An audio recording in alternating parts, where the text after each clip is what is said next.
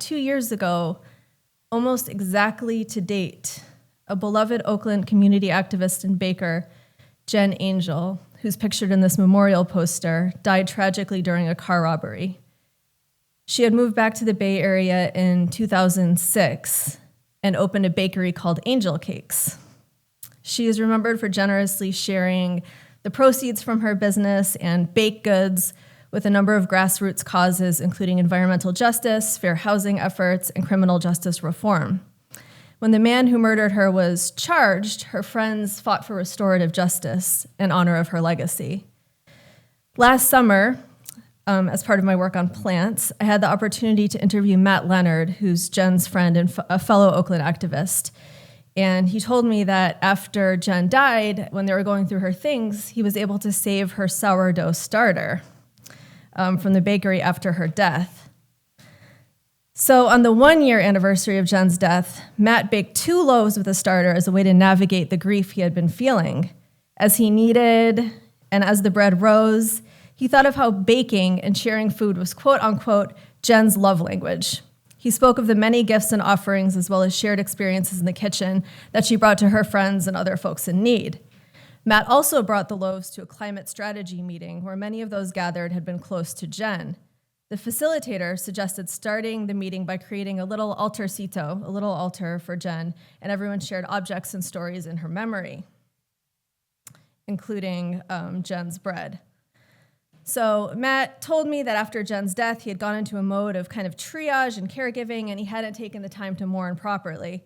He said that the sourdough making was an experience of joyous grieving. Those are his words, joyous grieving. There are many steps to making sourdough with hours between them, and Matt explained that each part of the process was created space for reflection, a meditative journey, a kind of pilgrimage that ended in this communal sharing. Sourdough bread, as the bakers among us know, contains multitudes, plants of the earth bound with air, water, and fire. Scientists have also been exploring the microbial diversity of starters, which contain ancient yeasts from the human microbiome. Ambient yeast, sorry. Well, there's probably ancient yeasts too involved in that, but they're ambient yeasts that come from the body. So as Matt baked the bread, Jen was quite literally with him in an embodied way. And there's something, I think, very sacramental about this extratemporal communitas that was enacted, which I'm going to talk a little bit more about. As the founder of the Bread and Puppet Theater wrote in a 1984 manifesto on the power of cheap art, art is like good bread. Art sings hallelujah. I would also like to add to this that making art and experiencing art is a pilgrimage. It is a way to time travel. It is a way to connect to our ancestors, to the divine, and to each other. The current symposium, and I thank Rachel for already bringing these books to our attention. The symposium and the book that Rachel and I hope will be the culmination of our efforts, emerged out of 2 projects.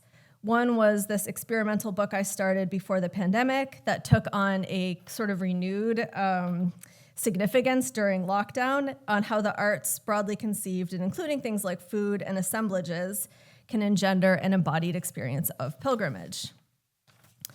The other is an important intervention of a book that many of us contributed to, edited by Rachel and Ron, on the, quote, curious accord between religion and contemporary art more generally.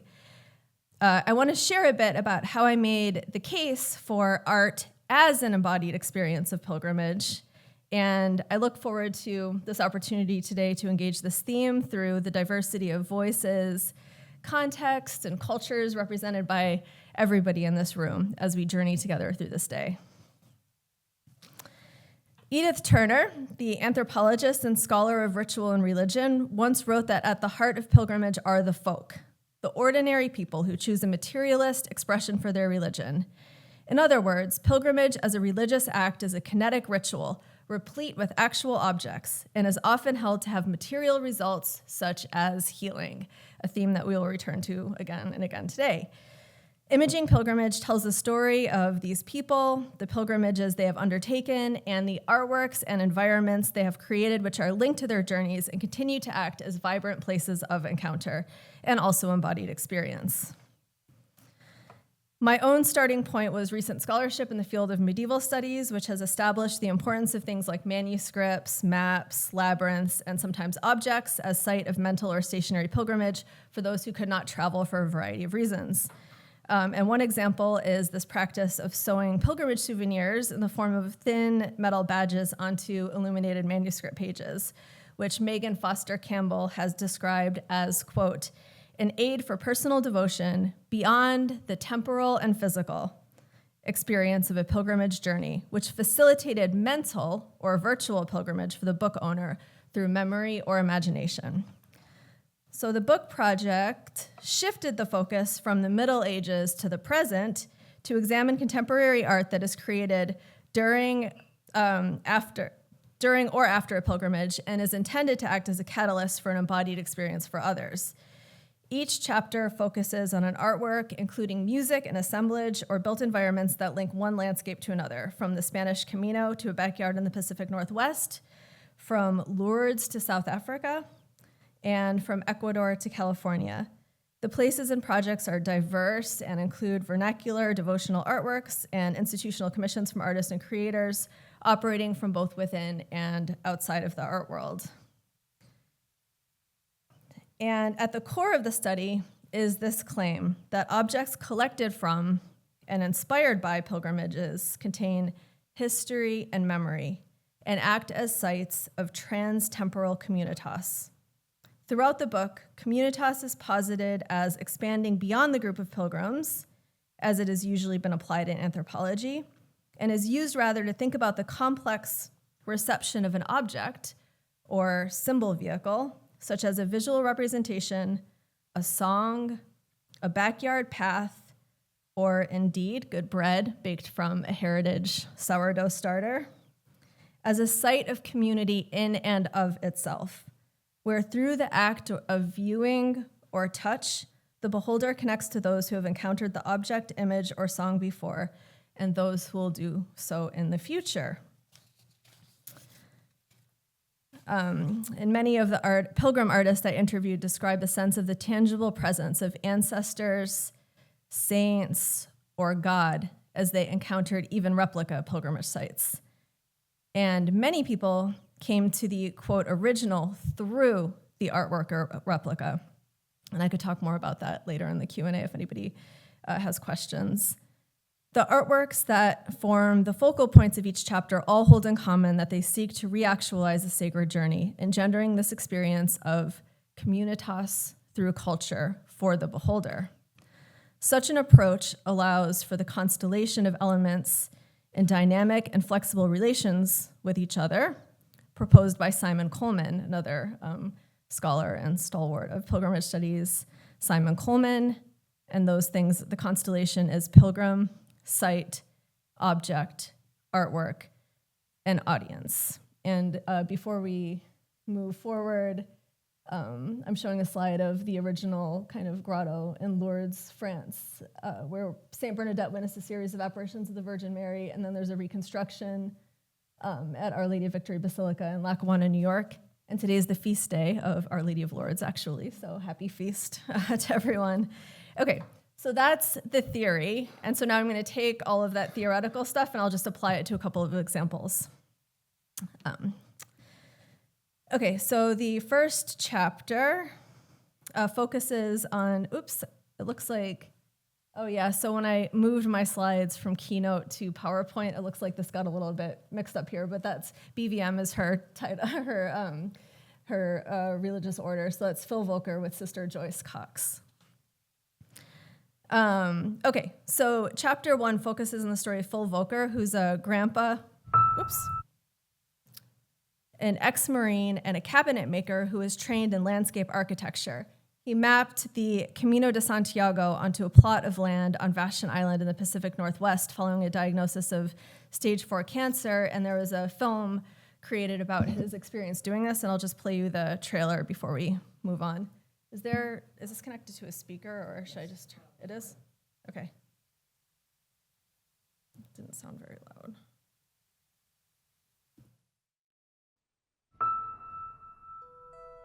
I wrote a message on Facebook.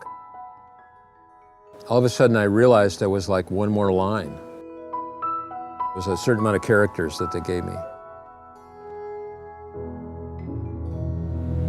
Right now in my life, that's where it's at. I got like one more line.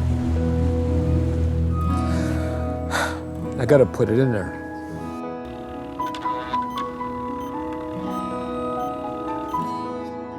I got one more chance.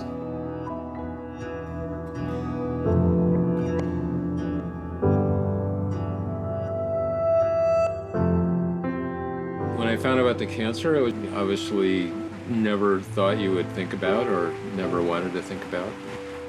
You know, you just go, that's not going to happen to me.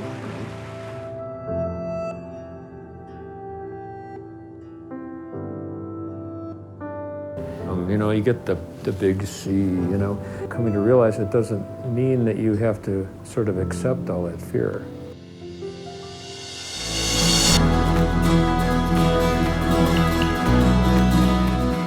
Keep walking, Phil. Don't stop.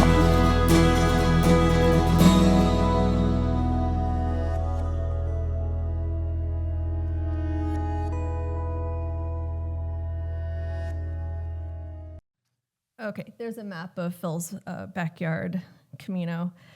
So this backyard project and also the documentary film based on his project are examined in the book as case studies through which to examine this perceived notion of the transfer of spirit from sacred site to representation, while acknowledging the historical roots of virtual or translated pilgrimages within, in this chapter, specifically Catholic devotional practices and popular piety, like the making of contact relics. As Phil emphasizes, cancer, Catholicism, and Camino are our center around which we revolve. I argue that the backyard circuit is not a nostalgic reiteration of the Camino in Spain, but has been experienced by many on its own terms. In thinking about this kind of spirit of place, which actually it's something that Simon Coleman and I have talked about a lot, that he really pushed me on, I took a cue from an essay by Seamus Heaney.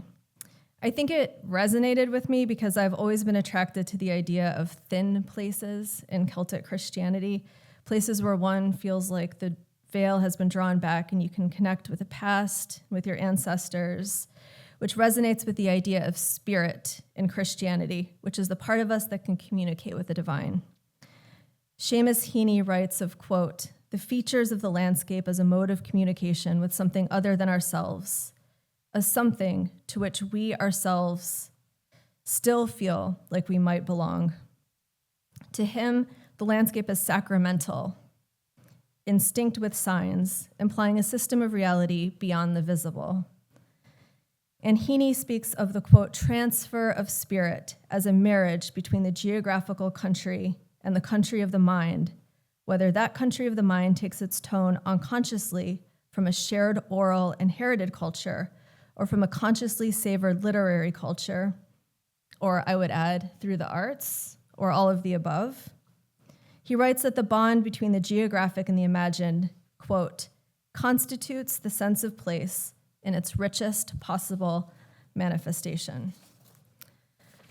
Did you see the picnic table in that trailer? Did you see them at the picnic table like cheering with a glass of rosé? Phil talks about this kind of spirit being transferred from a picnic table that had been used for tapas on the backyard Camino to a new table. The old table had been in the Volker family for many years and was completely impregnated with glitter from school projects and all sorts of things. He unearthed the plan from the old table to build a new one with his son Wiley, who you also saw in the trailer. He described the new table as, quote, a relay partner of the old table, and wrote about the continuity from one table to the next, a transfer of the spirit of the memories of 27 years worth of dinners, tapas. He says, the story of the tapas table, somehow not two tables, but only one, not old and new, but one taking over from the other. not just death and birth, but a certain continuation. The idea of the tapas table with connectivity at its heart, going into the future. The eating and connection that happens at this table is a crucial part of experiencing the backyard Camino. Like the bread baked from Jen's sourdough starter, sitting at that table now evokes a memory of Phil in a beautiful, visceral, and I would say sacramental way. And here's me at the table, and one of my pandemic projects was editing Phil's diary. It was a project that he did. It was like a devotional thing where he would write about 500 words every single day, and it was huge. It was a blog. He wrote this blog, 500 words a day, and he would say, like, he called me Catalina. Catalina, my blog is twice the length of Don Quixote. What am I going to do with this thing? And I was like, I think I can help you out. So I took this massive blog, and during lockdown, I just kind of edited it into a book-length thing. Our idea was so that it could be hopefully used in hospital settings if people wanted to have Phil as a companion. So on the launch of his book, which happened posthumously, unfortunately, Phil was really involved in the process up until the end of his life. His friend made a cake with a book cover on it, and here's me with the cake with Phil's book. He wasn't there, but he was very much with us in spirit. Okay, so I just want to give you one more example. So chapter 4 turns to an installation piece on a former prisoner transport vehicle by Gisela Insuaste, entitled Hacienda Marcas Otra Vez, Making Marks Again. Insuaste had first encountered the old blue bus, which would become her installation space in a darkened garage in San Leandro, California. When her camera flashed, this is like when she's checking out this bus to see like what she might produce on it, she noticed the cracks and carvings in the window made by folks who had ridden that bus, which formed a starting point for these kind of giant tape matrices that she created on the ceiling of the bus. The bus itself dated from the mid-1980s and had 3 distinct prior lives. It was first a prisoner transport vehicle for Santa Clara, California, and the prisoners had inscribed those etched marks that Insuaste saw illuminated by the camera flash. Later, the bus was decommissioned and bought by Seneca Sperling for use at a long-term camp at the Burning Man Festival in the Nevada desert.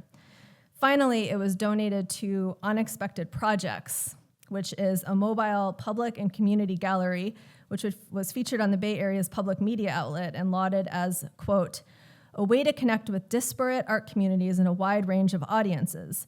Without a lease to tie them down, and without access to an undeniably experimental project space,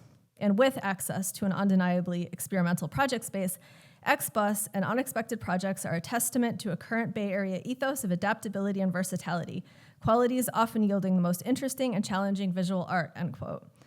So this kind of roving art space was curated by art historian Jen Stager, who's now on the art history faculty at Johns Hopkins University. She'll also be, I think, presenting at CAA if you stay through the week for the conference, and visual artist Jenny Solomon. Insuaste's installation comprises sculptural elements, as well as this little altarcito, containing an assemblage of objects and souvenirs collected from pilgrimage sites. The dashboard installation encapsulates the ideas that I've been talking about of extratemporal communitas with its collection of personal items and sacred objects, invoking taxis and buses in Latin America and Asia, and among the immigrant and diaspora communities across the US.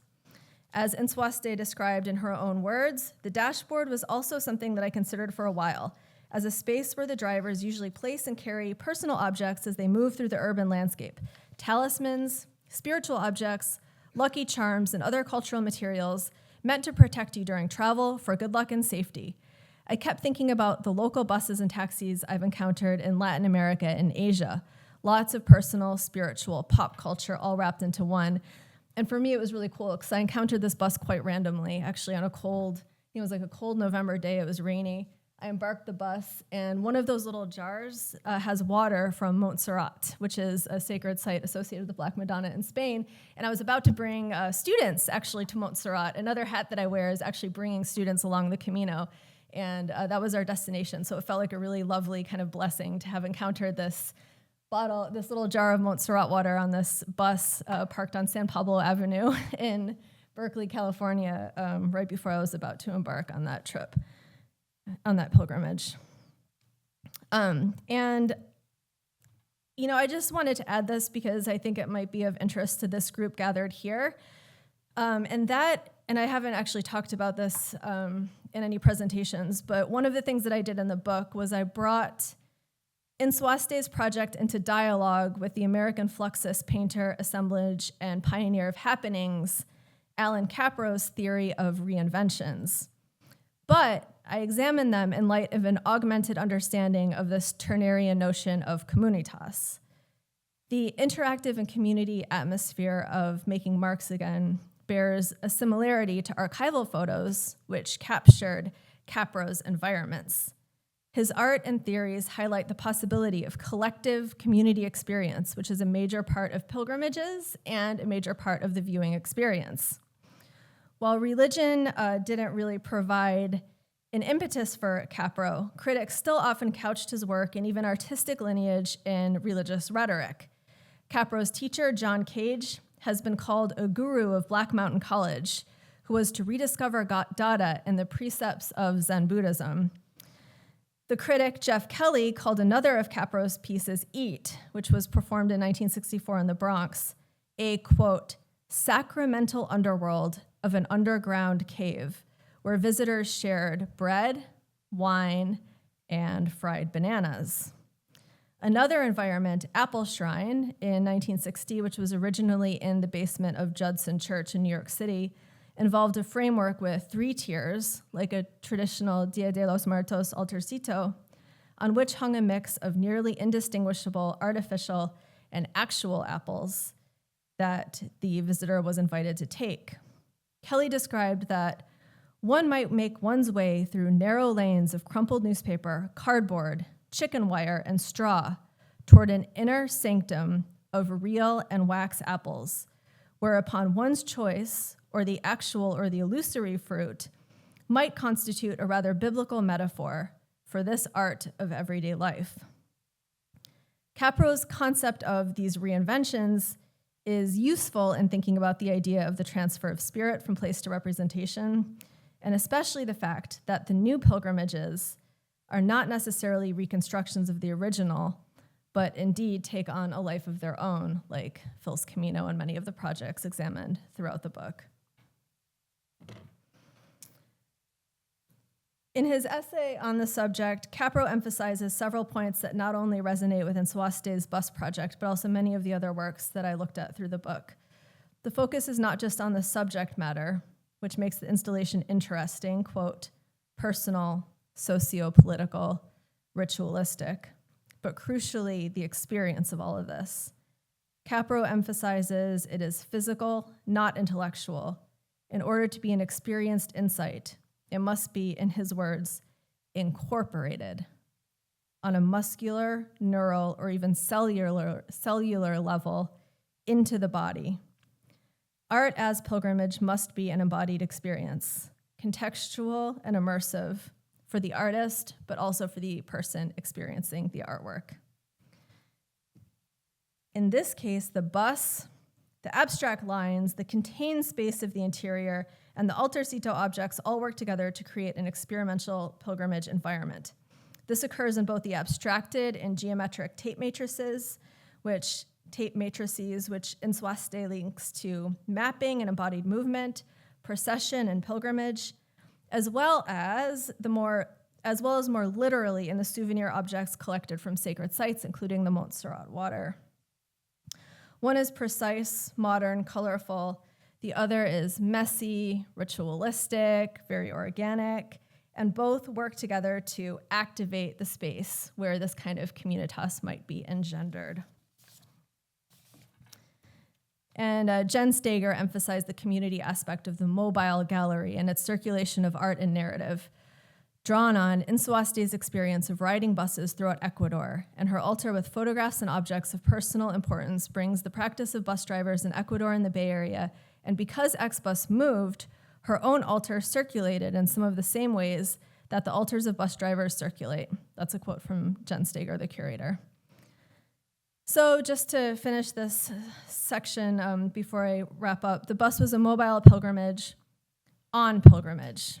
So it was a pilgrimage. It was also on pilgrimage. In a way, it was able to circulate stories as it conveyed the installation from place to place. It actually reminds me of medieval mystery plays where a guild of actors would travel on foot on wagons from town to town, dramatizing sacred stories. And I just want to signal Justin Grosnick's project, which he'll talk about later, which deals with the sacred mobility of Lord Jagannath in the Hindu tradition.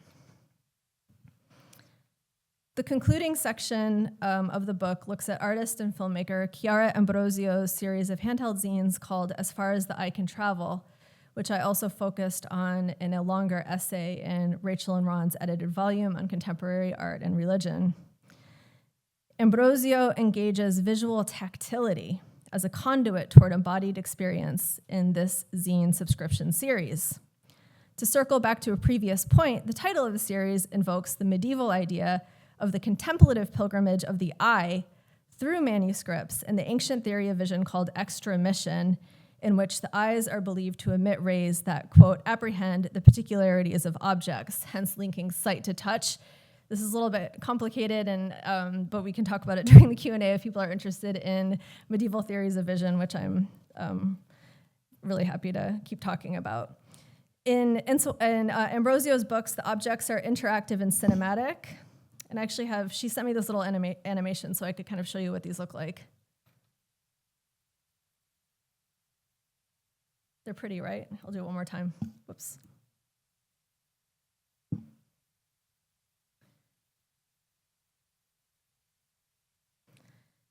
Okay, so the objects are interactive and cinematic. On one page is a panoramic landscape. On the next is an intimate portrait with the aim of carrying the viewer as far as the eye can travel from Coney Island to Palermo and beyond. Her project is both an archive of landscapes and spaces and an invitation to a voyage in an extra textual way. She says, to talk about transcendence, to translate the mystifying and often unspeakable revelations that occur in those fleeting moments of deep connection with a place, person, or an object, what holds onto you and hurdles you towards a much wider history than your own singular one. Ambrosio's words encapsulate much of what is explored through the book, the sense of a tangible presence of the past through souvenirs of place and space. And many of the artists throughout the book incorporate a diversity of religious beliefs and ritual into their iconography and praxis, from aspects of Catholic popular piety to the honor given to the Apus, who are the protective spirits of the Andes. The close attention to context and experience allows for popular practices like the making of contact relics to augment conversations about the authenticity or perceived power of a replica or a copy.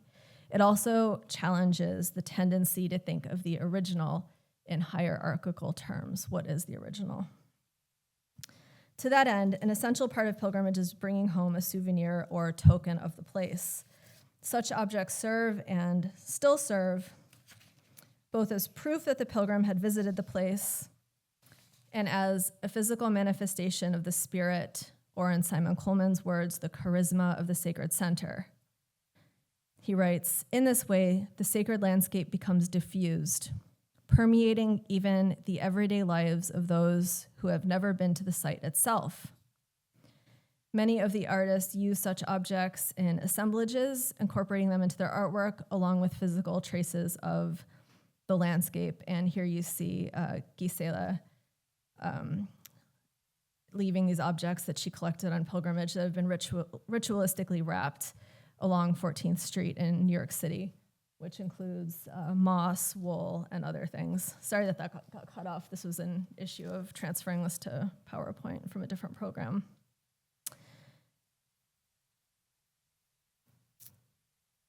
And again, we can think of Jen's bread that we started with, back to the sourdough, with its starter, its plant matter, and its organisms. It's wheat and yeast and water and the sense of closeness among the community who gathered for that first supper after her death. And now it's nearly time to hear about your own experiences in journeying through modern and contemporary art and how objects can contain multitudes. And just to conclude, I just wanted to say that as Rachel and I were conceiving the symposium and the book that we hope will result from it, she and I both started to see the possibility of art as a sacred space of encounter everywhere. And I share with you an exchange that we had in one of our emails. Rachel pointed out that as early as the 1930s, John Dewey was invoking the idea of art as an experience that arises from, let me just start that over. John Dewey says, an experience that arises from art involves a sustained encounter that is revelatory or transcendent in some way, however great or small.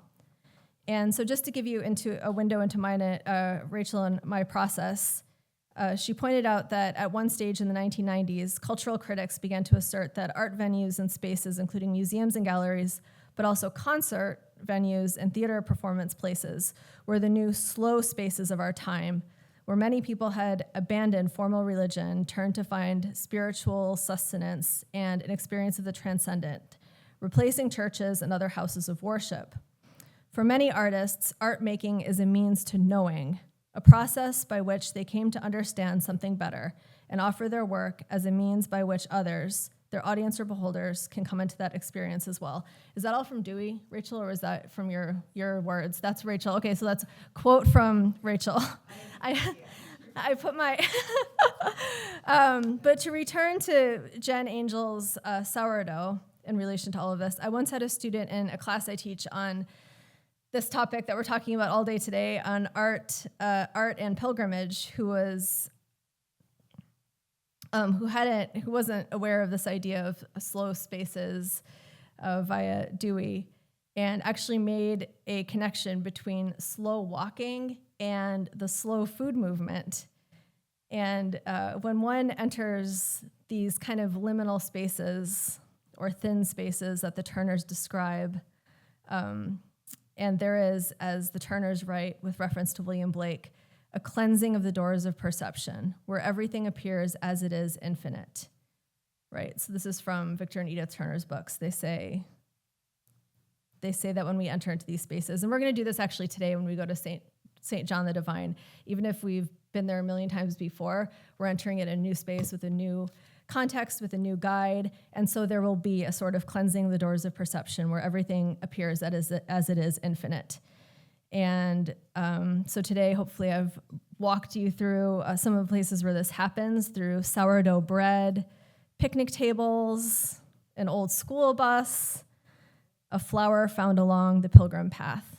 And I just want to leave you, before we move into the rest of the talks, with the words of T.S. Eliot.